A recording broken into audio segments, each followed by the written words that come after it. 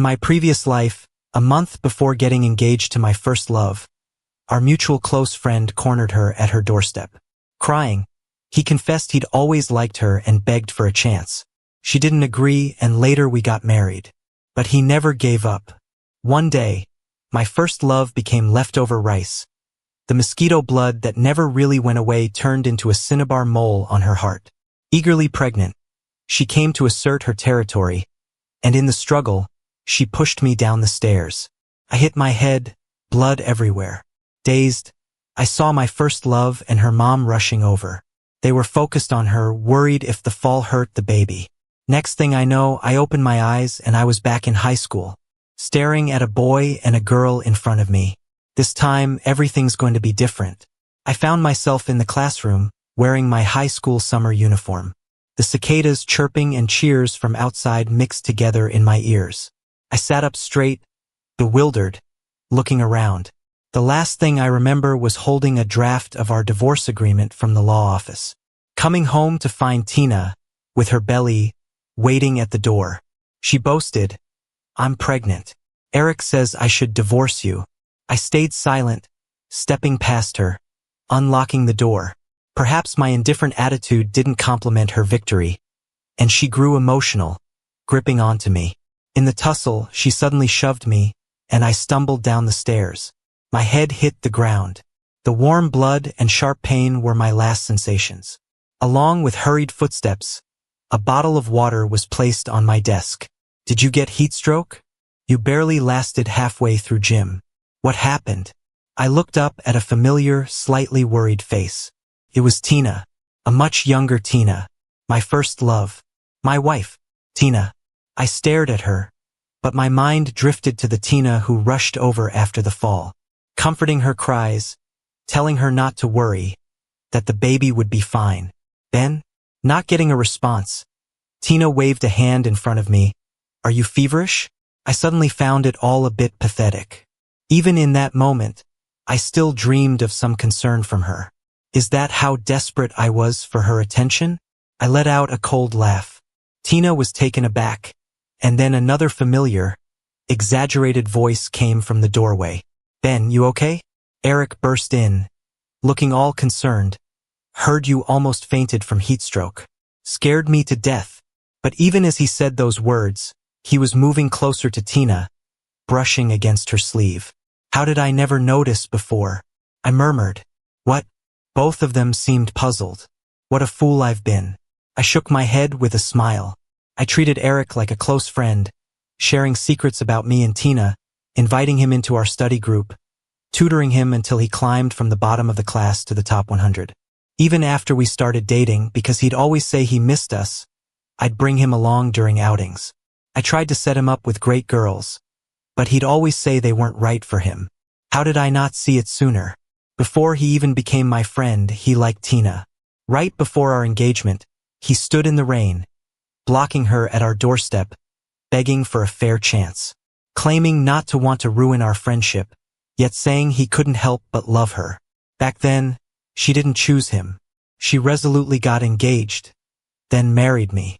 But 5 years after marriage, Eric wormed his way into our marriage as the third wheel. Once the facade was lifted, he had no qualms. He'd wait for her at her workplace, fix her lunch, buy her clothes, always caring. He claimed he'd prove with actions he loved Tina more than I did. Tina hated his antics. She blocked him, refused to see him, returned all his gifts. Half a year later, Eric came to me in tears, begging forgiveness, swearing he'd stop bothering Tina. I never wanted to be friends with someone who tried to break my marriage, and Tina said she didn't either. Yet, as the trivialities of married life and the pressures of parenthood crept in, every tiny crack in our marriage saw Eric slipping in, infecting our lives like a virus. Tina started mentioning him more, reminiscing. During our fights, she'd bring up his understanding nature. When the food wasn't to her liking, she'd mention Eric's cooking skills. The small gaps in our relationship, which could have been mended, grew wider due to his presence. She'd storm out and not return all night after our fights. I couldn't take the betrayal and asked for a divorce. She cried, apologizing, unwilling to agree. She said she loved me, But I knew she couldn't let go of Eric. She was hooked on his obedience, his compromises, the gentle way he indulged her. So I went to a lawyer on my own, drafting up divorce papers. I planned for life after divorce, ready to move to another city and start fresh. But in the end, it was Tina who pushed me, and I was forced to witness that sickening scene. The school bell rang soon after. That afternoon, I stared at the familiar yet strange notes on the blackboard, watching teachers come and go. I finally realized something. This isn't a dream. I've been reborn. Perhaps it was heaven's way of giving me another chance to see through people in my past life. I've been sent back to when Eric and I had just started to become friends in sophomore year. Eric was a transfer student, couldn't get into our high school from his middle school. After a year at a third-rate school, his family paid for his transfer here. He was a poor student, always scoring at the bottom. He'd often hide in the bathroom to cry after tests. High school is like a mini-society, and low-achieving boys can be easy targets. Pretty soon, people started mocking him, locking the bathroom door when he cried, pouring water on his head. I was the one who saved him. I chased away the bullies bothering him and even gave him my extra clothes. He cried and thanked me. Seeing how vulnerable he looked, I was afraid he'd get bullied again, so I offered to be his friend. I'm the student council president and have some influence both in class and at school. My interest in him helped change others' attitudes towards him too. Even Tina, because of me, started looking out for him. When I was little, my kind parents often told me, "Giving roses to others leaves fragrance on your hand." I always remembered that saying and helped everyone as much as I could while growing up. Later, Eric timidly admitted he wanted to improve his grades, so I included him in the study group with Tina and me. We helped him get into a local university. But Tina didn't do well in her college entrance exams. Wanting to stay with her, I got caught up in my feelings, giving up my dream school to enroll in a local university instead. In my senior year, there was an opportunity for studying abroad, but once again, for Tina, I stayed. Thinking back, it feels like I was being foolish making those choices. Thankfully, this time, everything's just starting, and there's still time. Right then, the bell rang. Tina and Eric walked toward me at the same time. Eric was excited. "Are we having a study group to review English today?" I got up and grabbed my backpack. "I'm heading home." "Why leave suddenly?" "There are still 2 evening classes left," Eric said, eyes wide. "Are you still not feeling well from the heat this afternoon?" Tina reached out. "Maybe you're even running a fever." I tilted my head away to dodge her hand. She froze, her hand dangling mid-air. "I'm just a bit tired and already asked the teacher for leave." "Want me to walk you home?" Tina offered. "Just wait. I'll talk to the teacher." "No need." I picked up my backpack, walked out of the classroom without waiting. As I reached the apartment building, I ran into Tina's mom taking out the trash. She saw me and beamed. "Oh, Ben, why so early today?" Then she added, "Hey, come by later for some freshly baked cakes. They're still warm." I looked at this woman. Once, I thought I'd found the world's best mother-in-law. But after marriage, because Tina and I didn't have kids, I'd seen her give me so many cold looks. Eventually, she even urged Tina to try being with someone else. "He has problems, you shouldn't waste your time." At my lowest point, she and Eric rushed over, not sparing a glance my way, fully focused on Tina and Eric's child. "Thank you, ma'am." I passed by her. "But I don't like cakes." Seeing her surprised expression, I closed my door. Looking at the books on the second shelf and then at my 17-year-old reflection, I suddenly felt that maybe in this life, I could change more than just love and marriage. Perhaps I could also address regrets I've hidden deep inside. Just then, Mom came home from work. Tina was trailing her. I bumped into Tina downstairs. She said, "You left school early because you got heat stroke. Why didn't you call me?" she asked, rushing over to check my forehead. "You okay now?" "I'm fine," I smiled. "Just got a bit overheated, don't worry." "Sorry about the bother, Ben." Tina placed a pot on the table. "Your mom made some mung bean soup for you and also some cakes I just baked." "Nonsense," Mom laughed. "Your mom must have gone through a lot of trouble." "No trouble at all," Tina smiled back at her. "So, if you're feeling better, want to do homework together tonight?" In the past life until senior year, because we lived next door, Tina and I often did homework and discussed problems together. But this time I wanted something different. I didn't want to get closer than just classmates. I didn't want to get too friendly with her mom or repeat last life's bitter loop. Tina, I quietly said, I've been a bit tired lately. I want to study alone for a while. I'll quit the study group and our nightly homework sessions. And just like that, I left Tina and Eric's study group.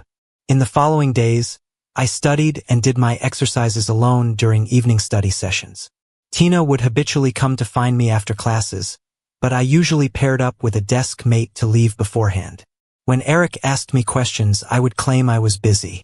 Finally, Tina blocked me at my door over the weekend. What did we do to upset you, Eric and I? She said, not happy. Why are you suddenly ignoring us? You're overthinking it, I replied. It's almost finals, and I just want to focus on studying alone. Overthinking. Everyone can see you've been avoiding me. Do you think I'm blind or deaf? She raised her voice. I stayed silent for a moment. Tina, do you like me? I asked. What? She paused, surprised. I don't like you, I said. What? I mean, although we grew up together and have been together for 17 years, I don't have feelings for you beyond friendship. I just want to focus on studying alone now. You're joking, right? She seemed amused by something. Who said I liked you? I just saw you as a friend I grew up with. That's best, I said softly. Don't flatter yourself. Her expression darkened. I was just concerned as a friend, but you twist it, saying I like you. Fine, if you want to study alone, that's good. We can both study on our own. Okay. I nodded. I watched her storm off angrily. Sorry, 17-year-old Tina. I know the 17-year-old you hasn't done anything yet and isn't the girl juggling two guys. This cold shoulder treatment might seem a bit unfair to you. But with memories from my past life, I can't accept you anymore. Since I foresaw the unhappy future we'd have, why not cut it off before it even starts? Forgetting each other is the best ending for us. After that day, Tina never reached out to me again. Eric noticed I was ignoring him, so he went to Tina instead.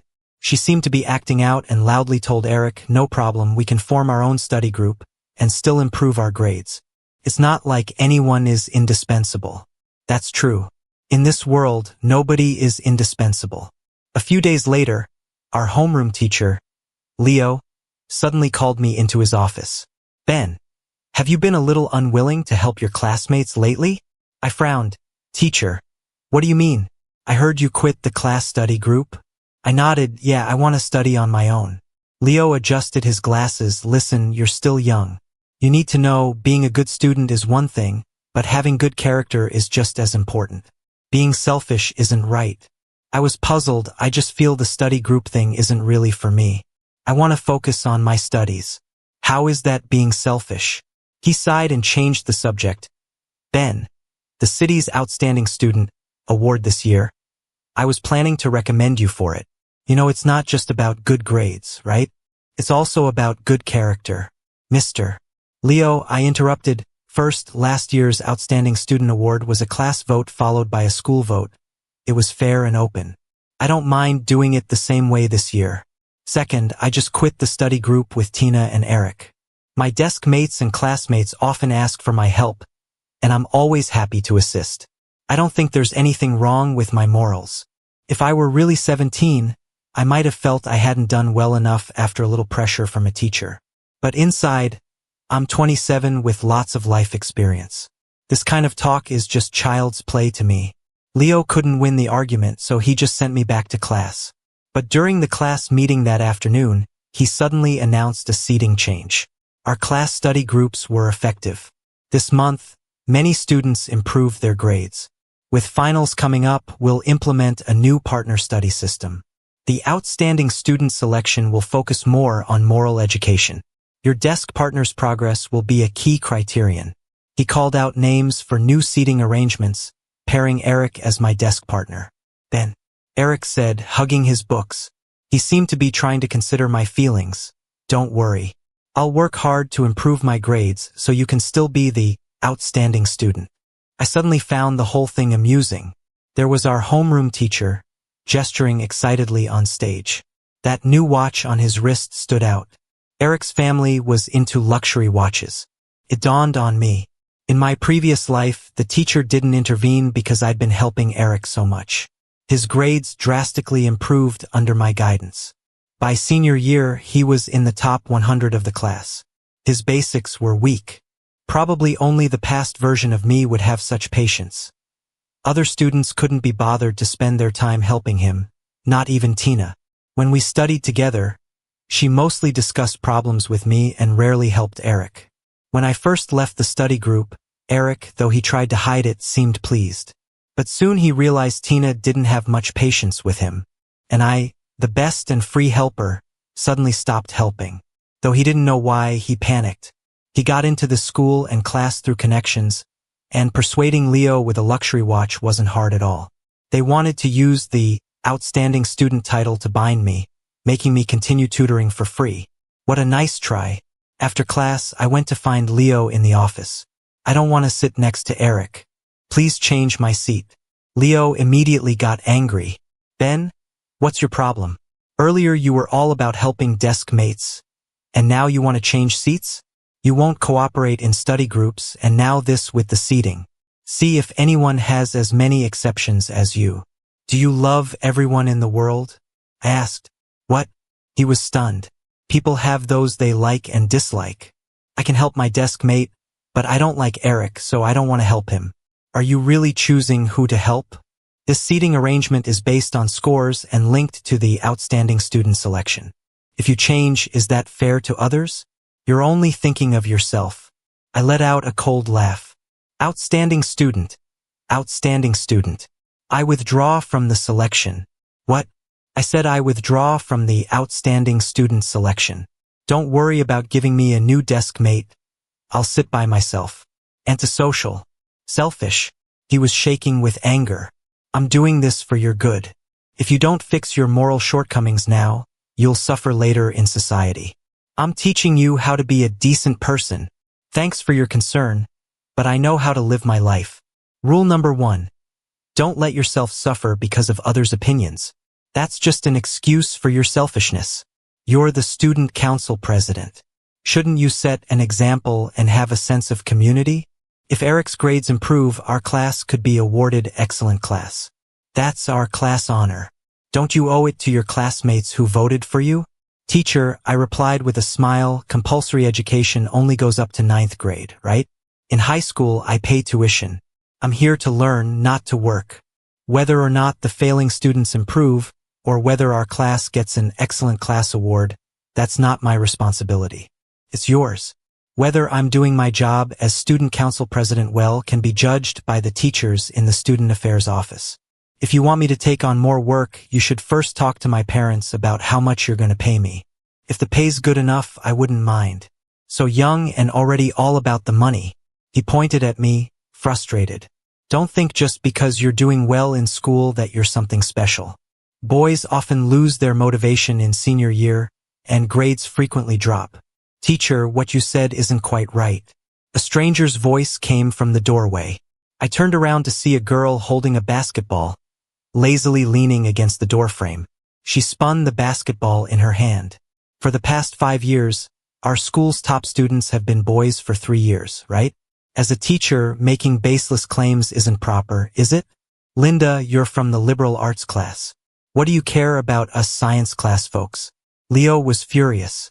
So this was Linda, the forever #1 in the liberal arts class, rumored to be the top candidate for the city's top student. Didn't you just say, Leo? For a student, moral character is important. Linda shrugged and walked in. Moved by the teacher's teachings, I couldn't stand seeing a fellow student bullied, so I spoke up to help. The teacher was at a loss for words, his face turning a deep shade of red. Linda was known for her sharp tongue and rebellious nature. Even her liberal arts class teacher didn't bother with her much, and Leo clearly couldn't handle her. So he suddenly clutched his chest, pointing back at me. I work tirelessly for you all, and you're determined to stress me out. Leo, don't worry. I won't be able to stress you for much longer, I said calmly. I've decided to switch to the liberal arts track in senior year. Both Leo and Linda were stunned. Leo laughed coldly. Are you trying to make a point? I've never seen someone switch from science to liberal arts in senior year. Linda looked at me as well. I'm serious, I said, looking at Leo. In a few days, I'll have my parents come in to sign the paperwork. Ha, you think you're a genius, deciding what you want to study and when? Leo mocked. I ignored him and turned to leave the office. As I exited, I could still hear Leo's sarcastic voice. If he really switches to the liberal arts, I'll write my name backward. Back in class, I moved my desk and chair to the last row. Eric watched me move and then looked at Tina, his eyes wet and red, as if I bullied him. Most classmates were silently watching, but only Tina approached me. What are you doing? She frowned. Can't you see? Moving my seat. Did the teacher agree? I told him. She watched me pack up, taking a deep breath. Come out with me for a minute. We stepped into the hallway. Don't take out your frustration on Eric just because we had a fight. It's not cool. I laughed. Frustration? Aren't you the one trying to embarrass Eric because you were mad at me for being close to him recently? But Ben, you're the one who said we should just be ordinary classmates. We are just ordinary classmates. I just want to study quietly, Tina. I have no issues with you. I just find Eric annoying. I don't want to waste my time helping him. That's all. After speaking, I tried to go back to class, but Tina grabbed me. What's going on with you? Why are you being so selfish? Let go, I frowned. Okay. I give up. Can you stop making a scene, please? She said. What? She bit her lip, I admit it. I was getting close to him, carpooling with him to tick you off. But you can't just react like this out of anger. She murmured, you seriously need to learn from Eric. Look how gentle and considerate he is. You're lucky it's me who puts up with your temper. I quietly looked at the person in front of me. Sure enough, whether in a past life or this one, whether at 17 or 27, Tina was still Tina. Eric's gentle demeanor, his compromises and favors were always appreciated. And I lived in his self-perceived love and constant comparisons, endlessly spinning like a top. If I didn't spin well, fast, or to his satisfaction, he would instinctively compare me to Eric, pointing and saying, look at him spinning gracefully. I give my love to you, and you're still picky and ungrateful. But this kind of love, I never truly wanted. Tina, I said softly, I often think at the beginning of this relationship it was because I helped Eric. So, for you, I feel somewhat responsible. What? He didn't understand. I shook my head. Here's some advice. Focus on your studies in your senior year. Do more practice exams and reduce anxiety. You could get into a good college. With that, I turned back to the classroom. I could only help him this much. What he chooses next is up to him. Back home, Tina's mom was sitting on the couch, and my mom was on the phone. Yes, I'm sorry, Leo. The kid's giving you trouble, I know. It seems like he acted impulsively. Please don't report this to the school yet. Yes. After hanging up, my mom looked at me with a complex expression. Your teacher said you want to switch to the liberal arts? I nodded. Huh? Switch to liberal arts? Tina's mom chimed in. Listen to Auntie, you shouldn't switch now, not right before senior year. Leo said you talked back to the teacher today and wanted to sit alone. Is something going on? My mom asked. I shook my head. Mom, I want to study liberal arts and aim for the journalism department at Kyoto University. Kyoto University? Tina's mom chimed in. Oh dear, that's not easy to get into. Ben, let me tell you, boys shouldn't go into journalism. There's no money in it. Boys should study finance or accounting. It's easier to get a stable job that way.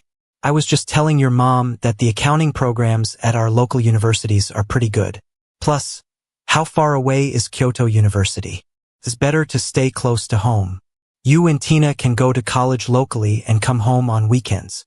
In my past life, Tina's mom was always talking about how great it was to stay local to me and my parents. She had a bad leg and didn't want to travel. Tina told me ages ago that her mom wanted her to attend a local university. As her so-called future son-in-law, staying local for college seemed like the safe bet. Back then, it wasn't just infatuation clouding my judgment. It was the years of hearing those words, convincing me to choose a local university's accounting program. You're the only boy in the family. It's better to stay close to your parents. No girl in this world will be better to you than Tina. Get married right after graduation. It's for the best. Ben, it's good for a guy to be ambitious, but stability is more important. You have to think about family. These ideas led me to settle for an average job after graduation and marry Tina. Even when we couldn't get pregnant, I doubted myself. As time went on with no pregnancy, Tina's mom's attitude soured. I accidentally overheard her telling Tina, "Sweetie, even if you're married, you shouldn't be stuck with him. You should have done a premarital exam. Who knew he couldn't have kids? Mom, it may not be Ben. Could be me. How could it be you?" She raised her voice. "Ben's spoiled because of you always getting what he wants. I even think Eric is better now. He comes over, brings me things, and is way nicer. It's modern times, you know. Divorce isn't unheard of. You two fight all the time, try Eric. If you get pregnant, dump Ben and be with Eric." Memories surged up, and Tina's mom was still pushing her views on my mom. In this world, most people are average, can't aim too high. Guys need stability, should graduate, and start families early. "Auntie," I interrupted, "most people are average, sure, but they have dreams. Dreams aren't aiming too high. If you read, you'd see everyone plays a role in advancing history. Not everyone can change history. Kids get poisoned by these foreign ideas online, thinking they're all that." Turning to my mom, she said, "Ben's mom, didn't I tell you? Watch his thinking. It's scary when they're brainwashed." I chuckled. "Auntie, is the internet brainwashing me? Or are you brainwashing my family? How dare you?" She snapped. "You always come over, telling my mom I shouldn't go far or have ambitions. I just don't get why you want to control me. Ungrateful child," she fumed. "I watched you grow up. I care about you, not some random kid. If you're busy, maybe stay away from our house," I said coldly. Tina's mom gaped at me, speechless. "Fine, I'm leaving. I won't come again," she said, moving sluggishly, hoping my mom would stop her. I held my mom's hand first. "Thanks, Auntie. I'm entering junior year and want a peaceful study environment." Tina's mom turned green, then pale as she left, stopping to say to my mom, "Your kid needs to be disciplined." After she left, my mom sighed. "Why are you so angry today?" "Your dad and I have always been open-minded," she said. "My parents are kind-hearted but sometimes easily swayed." I took my mom to my room, pointing at the news books on the shelf. "Mom, you know I've been into journalism for ages. The college exam isn't the only life-changing chance, but it's a crucial choice," I explained. "I always followed the crowd. Everyone said science had better prospects, but I prefer liberal arts. I've thought about it and decided, despite focusing on sciences, I kept up with humanities. I can catch up this summer. I want to switch and chase my dream at Kyoto University. This decision might be risky, but I'll give it everything," I declared. She looked at me, then patted my shoulder. "All right, we'll discuss it with your dad tonight." I hugged her tightly. "Thanks, Mom." We talked long that night. The next day, my mom and I went to Len's and signed the papers. Crazy kids, followed by crazy parents. Len sneered at my mom. She smiled back. "We believe in supporting our child's decisions, not throwing cold water." Leaving the office, I felt happy and relieved. Maybe I won't end up being successful, but I have supportive parents and I've made my own choices. On the first day of senior year, I ran into Linda at the door of the humanities class 1. "Wow, you actually came."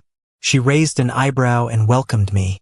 Tina, however, was upset when she found out I switched to the humanities class.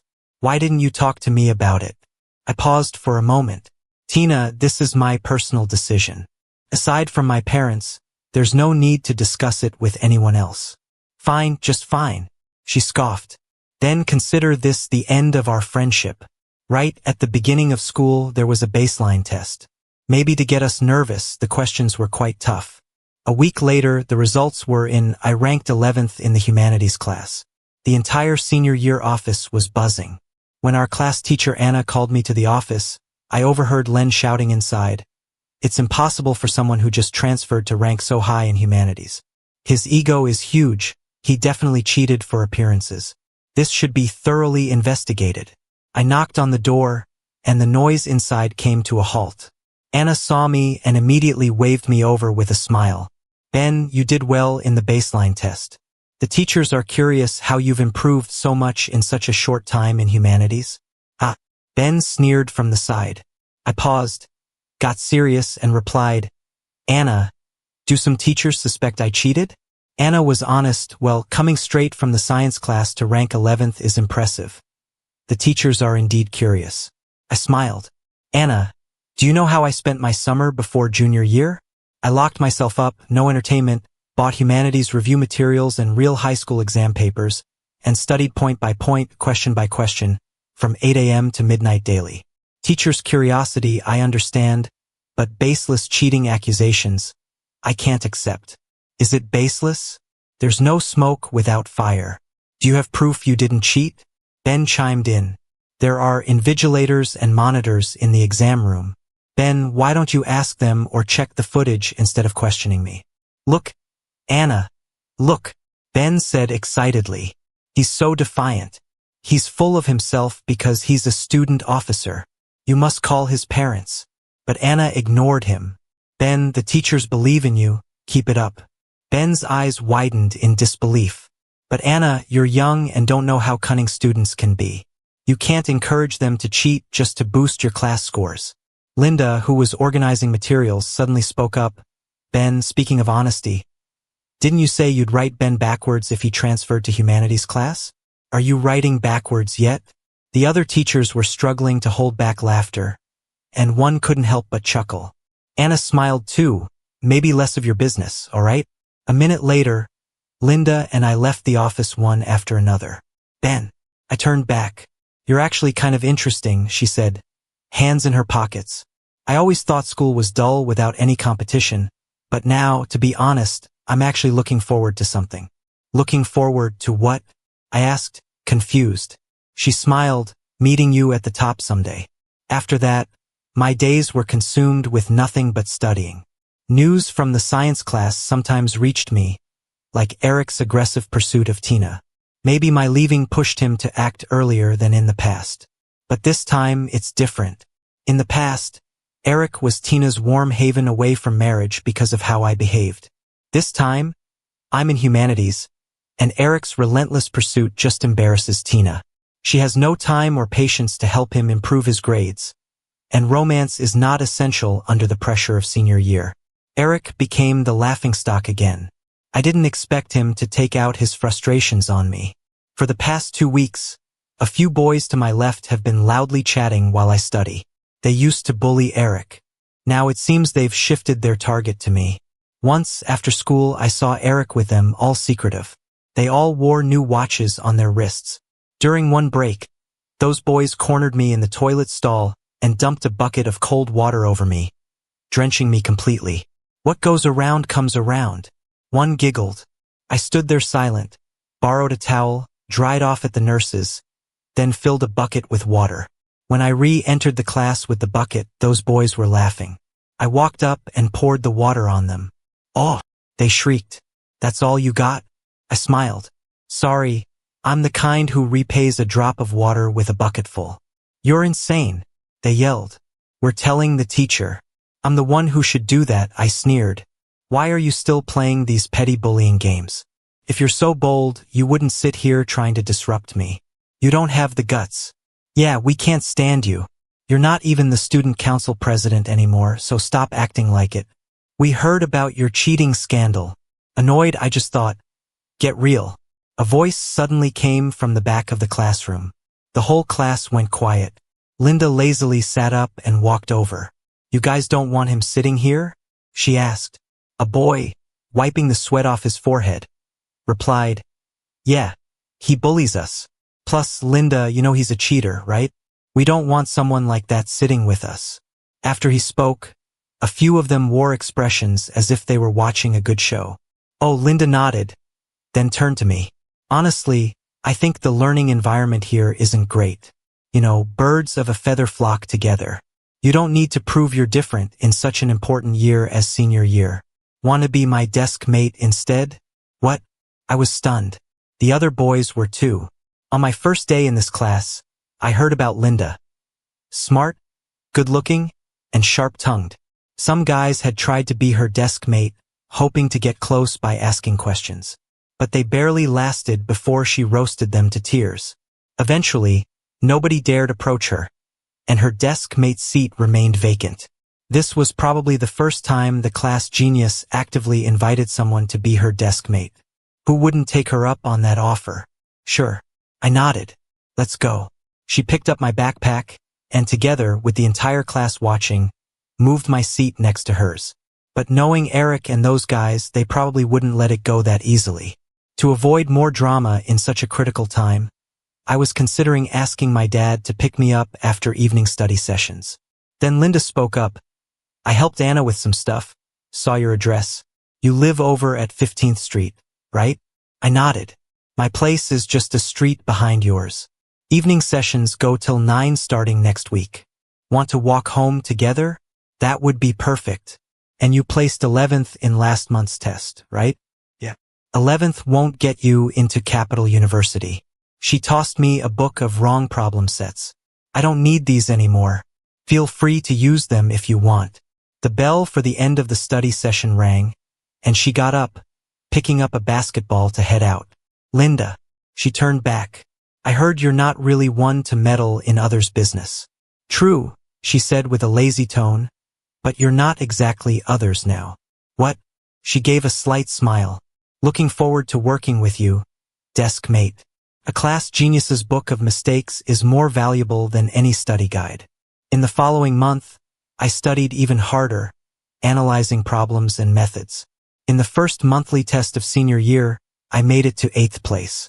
Rumors about me cheating during the entrance exams crumbled, and Linda and I became more familiar. When the city announced the results of the annual student evaluation, even though Class 1 of Science didn't recommend me as an exemplary student, the student office did recommend me as an outstanding student leader, and I received the honor as expected. When Leo heard the results, he threw his excellent teacher mug in the office. After the national holiday, our school held the fall sports meet. On my way to fetch water, I suddenly saw Leo and Eric sneaking around with a man behind the school building. I thought for a moment, then snuck into an empty classroom on the first floor, crouched below a window, and pressed the record button on my phone. Leo, Eric's grades aren't good enough for top colleges here. Could we raise his class scores a bit? That way, if we apply to foreign schools, it'll look better. I got it. It's hard to cheat in the main exams now, but I can help with regular grades. Thank you so much. We've tried other tutors, but they didn't work. Maybe arrange for some smart students to tutor him? If his main exam scores go up, that'd be ideal. That last kid, Ben, was too uncooperative. I've already moved him to the arts class. I'll find someone else. Your son doesn't get along with that boy. Don't worry. I'll find a chance to give him some trouble, maybe a punishment or something. It's not hard. Great, great. Here's a watch for you. I can't keep letting Eric's mom spend money. It's no big deal. Once the footsteps moved away, my palms were sweaty. Just as I was about to leave, a voice came, eavesdropping so blatantly, "Aren't you afraid of getting caught?" My hair stood on end. I looked up. It was Linda. You scared the hell out of me. What are you doing here? I widened my eyes. Really? You ask me? Before you play spy reporter, maybe learn the basics. The classroom door wasn't even shut. Sitting right there. Aren't you worried someone might catch you? What? Did anyone see? Idiot, of course not. She crossed her arms. I was keeping watch the whole time. The next day, before the whole school did exercises, the broadcast system suddenly played a strange recording. The stars of the recording were our senior science class teacher, Leo, and Eric's parent. The head of the broadcasting group, Linda, called it a live accident. She claimed, shrugging, that she'd gotten a mysterious recording pen and just wanted everyone to hear it. But apparently the mic hadn't been turned off. Leo got suspended and lost all opportunities for awards. And because some students had recorded and shared it online, it went viral in less than an hour. The internet being the internet, users turned into detectives. Former students of him accused him of favoritism, and Eric's family details were laid bare. Isn't this the place selling fake watches? I bought one too, thinking it was second-hand, but it was all fake. With reports from users, law enforcement got involved. It turned out Eric's family wasn't just selling counterfeit products but was involved in money laundering too. The school began investigating Eric for bullying. They found those other boys and confronted them. They cried, saying Eric gave them watches to bully me. Eric became a pariah and dropped out not long after. The saddest thing was his finding the watch he wore so proudly was a fake too. The day after Eric left, in the afternoon, I saw Tina by the entrance of our apartment complex. She apologized, saying, "I'm sorry. I had no idea he was always so sinister, always targeting you. I ended up disliking him too." She twisted her hands helplessly. "I'm sorry, Ben. Can we make up, please?" she said while holding my old favorite strawberry milk. But when I saw that milk, I was instantly reminded of a past life. I came home early from a business trip and found the strawberry milk, which should have been in the fridge, sitting on the table. The bedroom and bathroom were filled with an indescribable smell, evidence of the rushed morning after some pleasure. After being reborn, I never drank strawberry milk again. Suddenly feeling queasy, I turned my head and couldn't help but throw up. Tina was frightened and came over to pat my back, but I stopped her. "Sorry, I tried to calm down. I don't like this milk anymore." "Then, should I get something else?" she stammered. I shook my head. "No, it won't help. We can't go back." "Tina," I forced a smile, "let's not see each other for a while. I wish you success in your college entrance exams." "Is it because of Linda?" he suddenly asked. "What? You like Linda, don't you?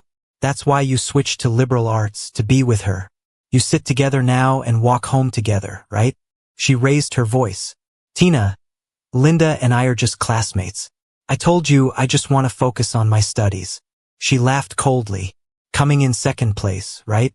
I never thought you'd be like this. Many guys like Linda. She's not a good choice for you," she said with a dark face. "Ben, for not choosing me, you'll regret it someday." Since then, whenever Tina saw me, she acted like a stranger. She seemed even more determined, throwing herself entirely into studying. Her mom couldn't stop boasting about her improving grades. "These grades? With such scores, she can easily pick any top university," she bragged in our neighborhood. At the end of the first semester, I was steady at the second rank in our grade. The second semester passed quickly with the first, second, and third practice exams, and May gave way to June, the time for the college entrance exams. I felt pretty good about my performance. Linda and I compared our answers and had a rough estimate of our scores.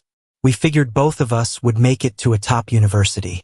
And when the scores came out, that's exactly what happened. Linda unsurprisingly clinched first place in the city, and I got 8th. We both received offers from several universities. I chose journalism at Peking University. Linda went for history. Tina also did well, getting into the best local university, much better than in the previous life. But I heard she fell ill after exams, and her mom filled out her applications for her. As fate would have it, both Tina and my graduation parties were booked at the same hotel on the same day. Tina and her mom stood at the entrance of the banquet hall opposite us. Her mom all smiles but Tina seeming low-spirited. "It's not about the school. It's about the major. I handpicked finance for Tina so she can make big money in the future," said Tina's mom, glancing our way. "Those 2 kids who got into Peking this year are studying news and history. Sure, it's a top school, but they'll struggle to find jobs." My mom was about to confront her when I quickly pulled her back. "Don't stoop to her level," I soothed my mom, patting her back. "Peking University is unmatched. I'm telling you, boys will line up to date Tina," boasted Tina's mom. "I'm already worrying about how to choose the right son-in-law." Moved by her own speech, she tugged at Tina. "Didn't I tell you to bring your acceptance letter to show your aunts?" Tina shook her head, her eyes suddenly locking with mine from across the room, brimming with a mournful look. "Oh, why are you shaking your head?" Tina's mom grabbed Tina's bag, spilling everything on the floor.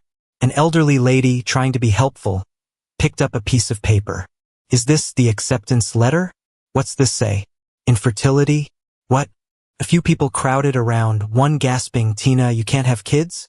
That'll make finding a partner tough." "What nonsense. Tina's mom snatched the report. Tina, what is this? When did you get this checked? It's a mistake. She must have doctored it, she said hurriedly. It's not a mistake, Tina suddenly spoke. I am infertile. I can't have children. You're talking nonsense. Tina's mom hit her back in anger. Get inside now. With a self-deprecating smile, Tina walked away, ignoring her mom's shouts. Suddenly, something clicked in my mind. Tina. I chased after her. She turned back, tears in her eyes, her voice hoarse. Then, you remember our past life too, don't you? I said quietly. She didn't answer but dashed forward and hugged me tightly. I had a long, long dream, she cried, her words a blur. In the dream, I betrayed you. I thought I was pregnant with his child.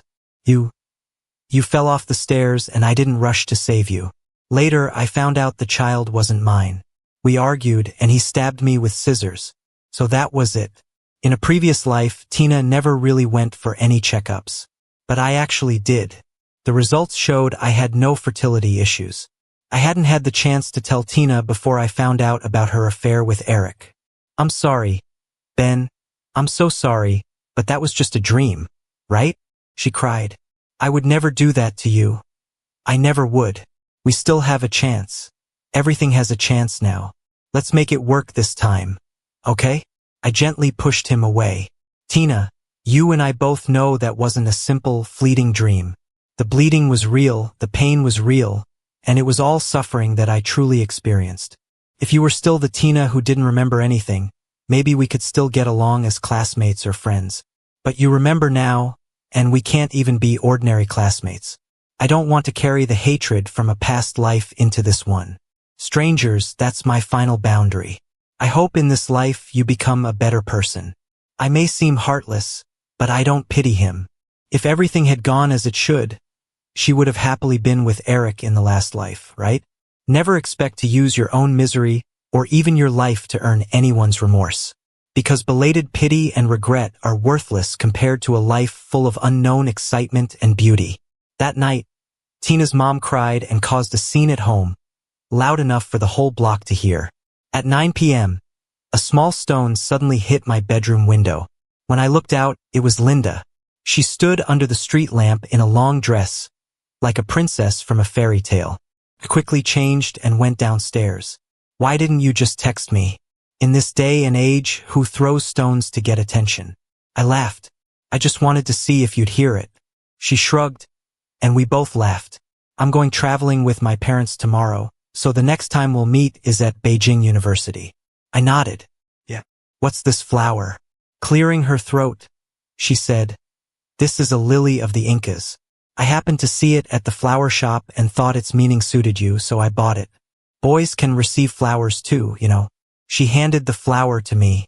Congrats on getting into Beijing University, I said, taking it with a smile. Same to you. Get upstairs. See you at Beijing University. Yeah, see you there. Watching Linda's departing figure, I suddenly remembered her words.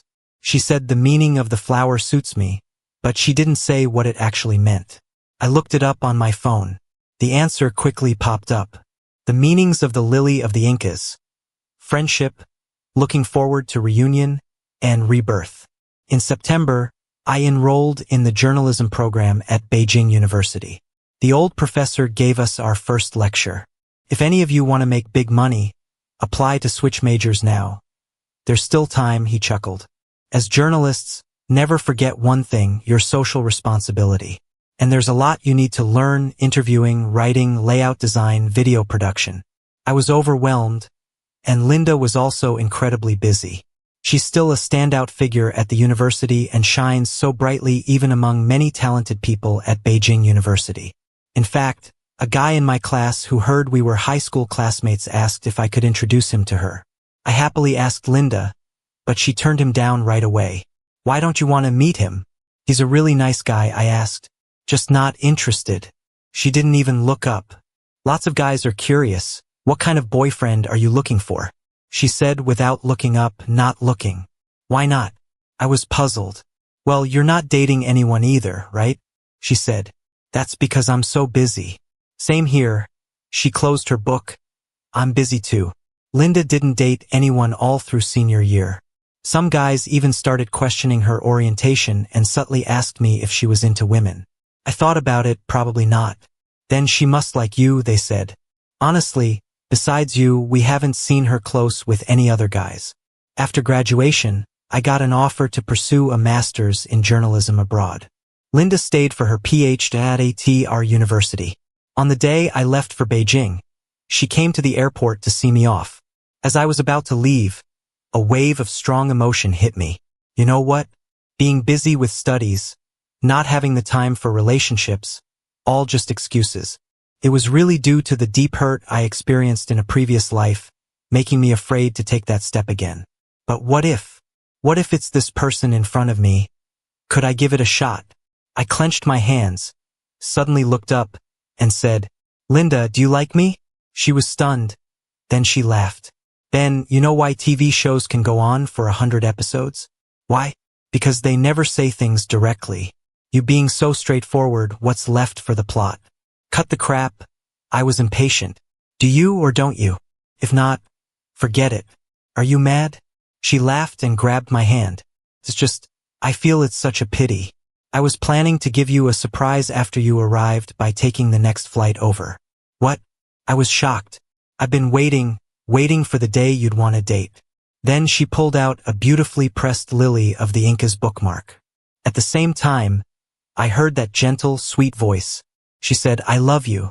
Linda and I did the long-distance thing for 3 years. After that, I returned home and became a social news reporter. 2 years later, Linda graduated with her PhD, stayed at the university to teach, and was promoted to associate professor in less than 2 years. I've always stayed true to my roots as a journalist, focusing on every news story with a quest for truth. I've been thriving in this field I love and have picked up several industry awards along the way. Then there's Linda, who became quite the sensation as a guest on a history show, winning the title of one of the new big voices in Beijing for her quick wit and eloquence. Back when I switched over to the humanities class, she told me she looked forward to seeing us both at the top. Years later, we both stood at the peaks in our respective fields and kept reaching, exploring new heights. Just a year after that, we got married. Another year flew by, and it was college entrance exam season.